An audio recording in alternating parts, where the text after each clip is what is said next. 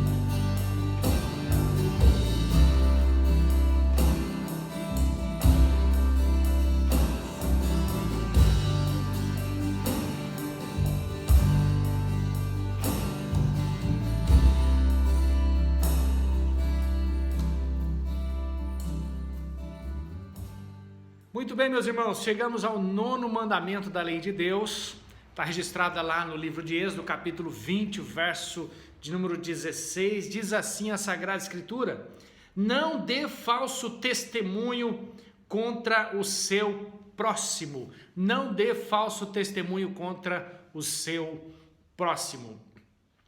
Dizem que a pessoa que ganhou um concurso de mentiras simplesmente disse diante da plateia a maior mentira de todas: eu nunca menti. O que é que significa não dar falso testemunho? Esse mandamento, na verdade, trata de ser sincero. Em nossa sociedade, irmãos, ser sincero, o ser verdadeiro, está se tornando uma arte perdida. Em nossa nação, por exemplo, esperamos praticamente que os nossos líderes não sejam sinceros. Talvez, irmãos, estejamos tão acostumados a mentiras que quando ouvimos as verdades, esperamos que elas não sejam realmente verdade. Nos acostumamos com a mentira. Esperamos que vendedores mintam para nós com honestidade. Não é algo fácil para muitas pessoas. Mentir parece ser o modo de vida para muitas pessoas. Aliás, dizem os estudiosos, do jornal americano que nós mentimos sobre quase tudo. E este estudo pelo The American Told the Truth diz que 91% dos entrevistados mentem rotineiramente sobre assuntos que consideram triviais.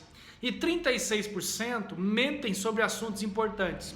86% mentem regularmente para os pais, 75% para os amigos, 73% para os irmãos, 69% para os cônjuges. Vou colocar o estudo aqui depois para você conferir, se você quiser. Há quem diga que nós mentimos por duas razões. A primeira, mentimos para nos livrarmos de consequências das nossas ações ou nos livrarmos de punições. E a segunda razão pela qual mentimos é para angariar alguma vantagem em alguma coisa, para ter algum benefício. Este mandamento, irmãos, tecnicamente, ele lida com o testemunho diante de um tribunal. Seria uma mentira que tem um impacto num sistema judicial. Mas há claramente vastas implicações em não dizer a verdade em nossa vida cotidiana. Embora muitos de nós não se preocupem com falso testemunho em tribunal, nós devemos nos preocupar com quais ramificações existem nas mentiras diárias. Existem sim mentiras diárias. Vamos olhar primeiramente, irmãos, por enquanto, o lado técnico desse mandamento. É uma proibição de prestar depoimentos falsos em processos judiciais. Deus nos proíbe de dar esse falso testemunho nesses processos, porque o sistema legal do Antigo Testamento e de qualquer sociedade é baseado na honestidade e na veracidade das palavras daqueles que participam desse sistema. Imagina o que aconteceria se não pudéssemos confiar nas pessoas que testemunham. Isso ainda acontece, é verdade. Todos nós podemos pensar em exemplos de pessoas dando o que parece ser falso testemunho. No Antigo Testamento, Deus tinha uma maneira de lidar com uma pessoa que amarrava a outra, condenava a outra com o falso testemunho. A lei está lá em Deuteronômio capítulo 19, era uma punição severa. Esse versículo fala por si só. Exemplo, em Provérbios capítulo 19, que é um outro texto, diz assim: uma testemunha falsa não ficará impune, e quem disser mentiras não escapará. Lá também em Êxodo capítulo 23, alguns capítulos aí depois do que nós estamos lendo, diz assim: você não deve levar um relato falso, não junte sua mão a um homem mau, ou seja, não anda junto com quem gosta da mentira, quem gosta de ser uma testemunha maliciosa. Existe também, irmãos, uma outra maneira pela qual nós podemos prestar um falso testemunho contra o nosso próximo, que é o significado principal da passagem, que ainda está um pouco encoberto para nós. É uma proibição de danificar o caráter de uma pessoa mentindo sobre ela. Então vamos lá, vamos recapitular. A primeira abordagem aqui é o lado técnico deste mandamento, ou seja, não mentir em um sistema judicial. O segundo é uma proibição de danificar o caráter de uma pessoa mentindo sobre ela. Adam Clarke, que é um comentarista bíblico, disse que esse livro de Êxodo, esse trecho de Êxodo, está declarando não apenas sobre juramentos falsos para privar um homem de sua vida ou do seu direito.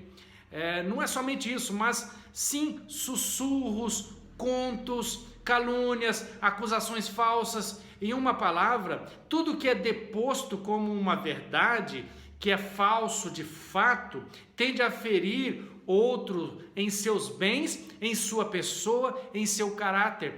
Isto é contra o espírito desta lei. Suprimir, portanto, a verdade, continua ele, quando conhecido a verdade, pela qual uma pessoa pode ser enganada por sua propriedade ou seu bom nome, ou se encontrar sobre ferimentos ou deficiências de uma descoberta da verdade e que isso pudesse talvez ser impedido, ou seja, a verdade poderia impedir uma pessoa de sofrer, mas não, a pessoa continua retendo a verdade. Então, quem presta um falso testemunho contra uma pessoa está, na verdade, ficando sob a maldição desta lei, porque o seu testemunho é falso. Ou seja, é não considerar o ser humano como destinado a ter uma vida boa, é reter a verdade para que o outro seja prejudicado. Lá no Salmo capítulo 12, verso 1 a 2, diz assim: socorro, Senhor, pois o homem piedoso deixa de existir, pois os fiéis desaparecem dentre os filhos dos homens. Eles falam falsamente um com o outro, com lábios lisonjeiros e coração dúbio, ou melhor, coração dúbio ou coração duplo, dependendo da tradução. Que mensagem também, irmãos, transmitimos aos nossos filhos quando nós, irmãos, colaboramos comprando coisas que vivem da mentira e vivem de difamar as outras pessoas. É impressionante, irmãos, como em salas de espera, em as revistas que falam da vida de outras pessoas, que vivem de fofocas, como que elas atraem a atenção de muitas pessoas. Gente que gosta de saber que o outro está sendo caluniado. O significado original desse mandamento, irmãos, era bastante específico, lidando com nomes e reputação de pessoas. Somos proibidos de mentir, portanto. Uma mentira, irmãos, alguém diga que há um ditado popular que diz que a mentira tem perna curta. Na verdade, irmãos, a mentira ela não tem pernas.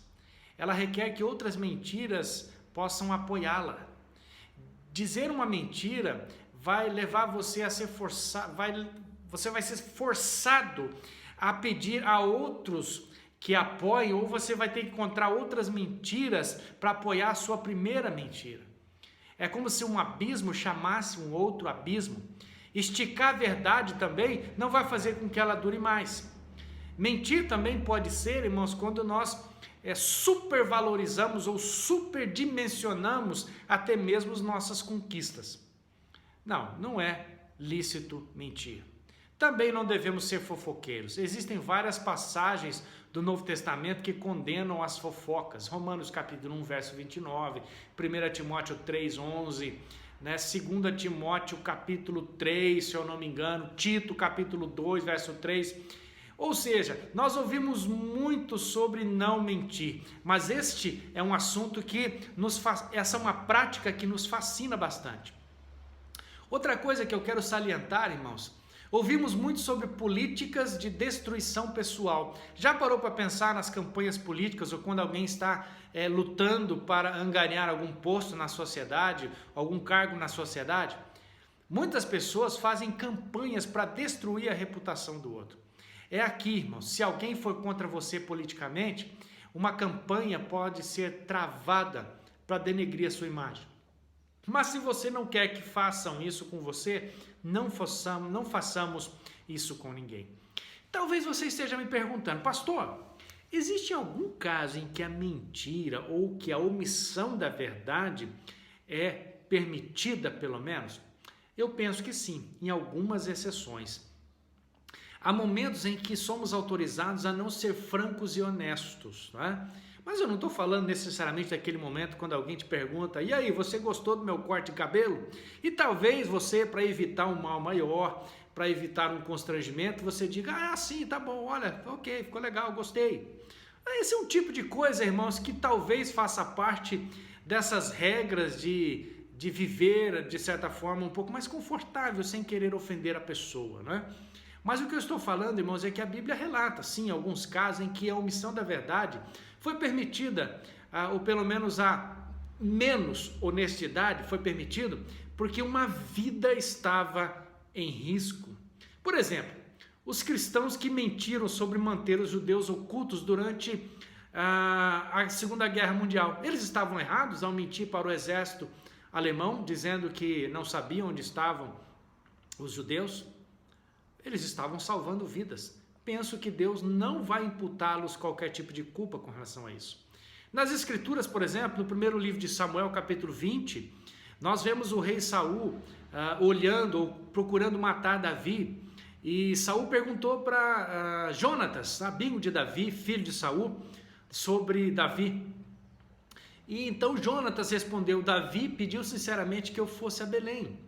Ou seja, para proteger a vida de Davi, Jonatas omitiu a verdade. Em outra história, Deus nos diz que, a Bíblia nos diz que o profeta Samuel contou uma meia-verdade. Quando Deus rejeitou Saul como rei, enviou Samuel para ungir um novo que substituiria Saul em algum momento.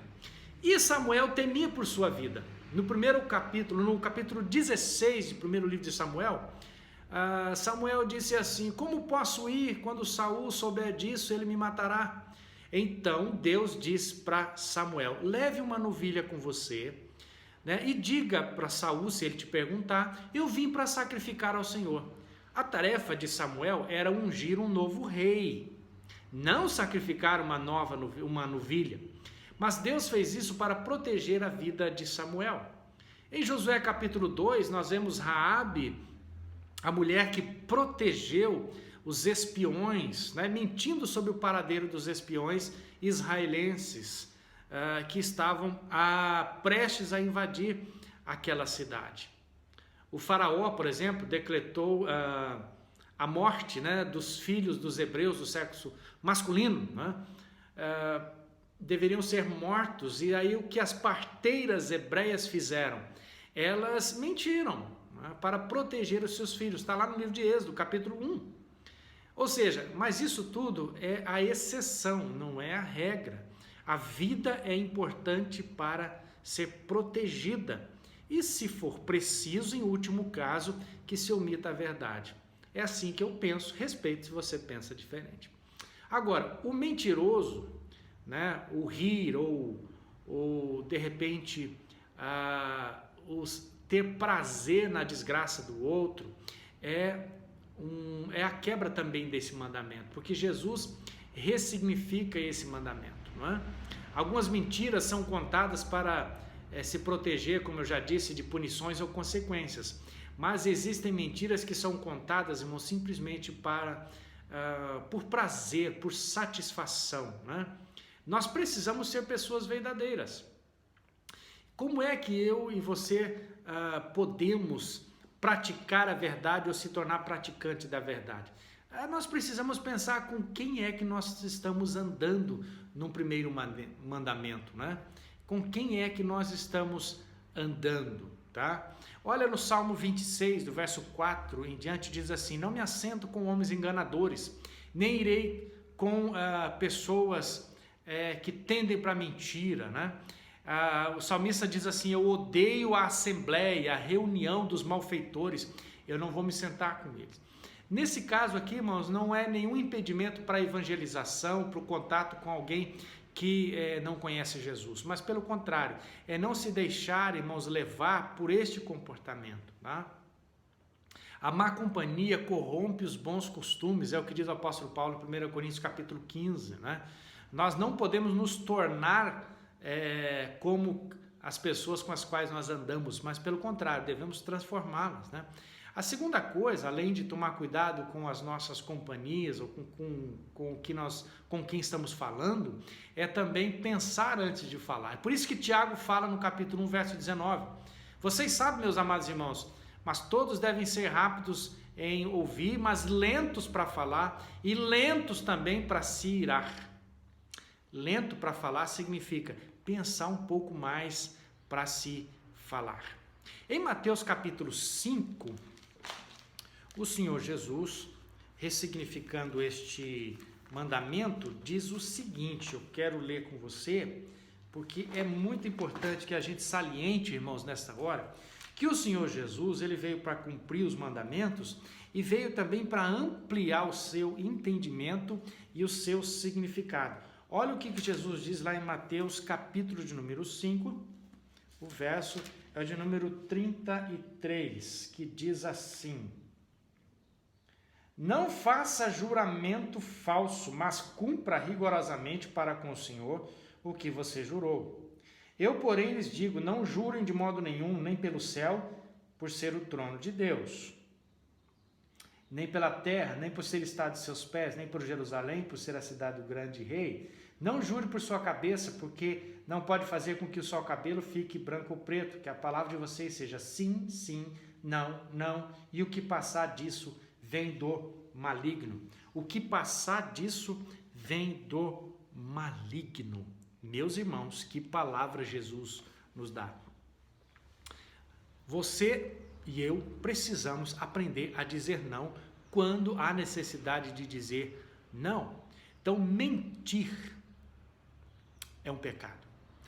Colossenses capítulo 3, o apóstolo Paulo fala de não mentir um ao outro, de você deixar de lado esse velho homem, essa velha prática da mentira, né? Os lábios que mentem são uma abominação ao Senhor. Está lá em Provérbios capítulo 12, né? Para concluir, irmãos, o mundo, eu sei, não é um lugar perfeito. O que a gente precisa é não se tornar parte do problema, né?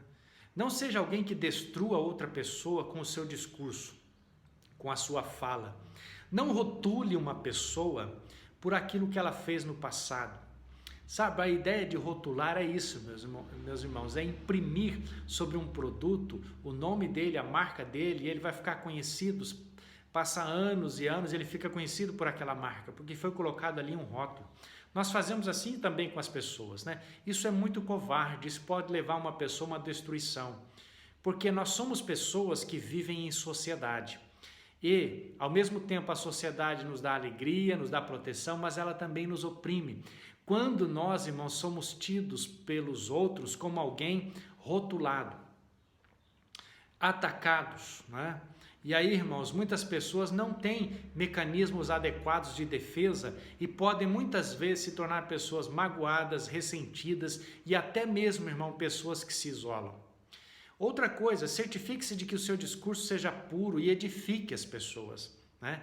Que a nossa palavra seja uma palavra que edifica o outro, né? Todos nós lutamos com isso algumas vezes, né? Especialmente em épocas de polarização política, nós, irmãos, estamos com a língua muito afiada, estamos ofendendo uns aos outros. E aqui eu quero deixar uma palavra, especialmente, irmãos, para nós cristãos.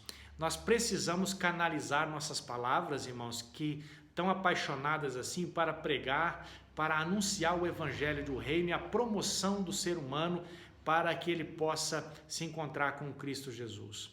Precisamos ser pessoas íntegras e confiáveis, e não pessoas, irmãos, que seremos vistas pelos outros como inimigos, né? Houve um tempo em que a palavra de uma pessoa era praticamente o seu vínculo com a sociedade. O que ele dizia é o que valia. Sei que talvez isso seja um tanto quanto difícil de se voltar, mas que nós cristãos possamos ser pessoas confiáveis na sociedade, que não mintam, que não difamem, que não fofoquem, que não rotulem as outras pessoas, mas que sejamos pessoas verdadeiras. Nosso Deus é um Deus em que se pode confiar. Aliás, irmãos, tudo começou porque Deus usou de sua palavra. E disse Deus, haja luz e houve luz. E disse Deus e as coisas aconteceram. O poder da palavra, irmãos, ao entrar nos nossos ouvidos, ela pode ser edificante, ela pode ser exortadora, ela pode ser uma palavra que corrige, mas também pode ser uma palavra de destruição, caindo num coração já machucado pelo pecado. Nós precisamos, irmãos, entender que o nosso relacionamento com Deus é verdadeiro, é puro, porque Deus é verdadeiro, Deus é puro, Deus é santo. Em nome de Jesus, que nós possamos nos corrigir nesse sentido. Falemos a verdade uns com os outros. Vamos orar? Obrigado, Senhor, por esta palavra, por esta leitura da Sagrada Escritura. Eu quero pedir que o Senhor nos ajude a sermos pessoas confiáveis cada vez mais e mais, falarmos a verdade em amor, sermos pessoas realmente em que façam a diferença, pessoas que façam a diferença nesse mundo. Que os cristãos desse mundo possam ser pessoas, ó Deus, que olhem o ser humano a partir da Tua perspectiva, Senhor, e que jamais venhamos a nos encontrar, meu Pai, em mentiras, em fofocas, em situações onde as outras pessoas vão ficar magoadas conosco. nos livra disso e nos discipline, se assim for necessário, segundo o teu coração, Senhor Deus, em nome de Jesus. Amém. Amém. Tenha um bom domingo na presença do Senhor.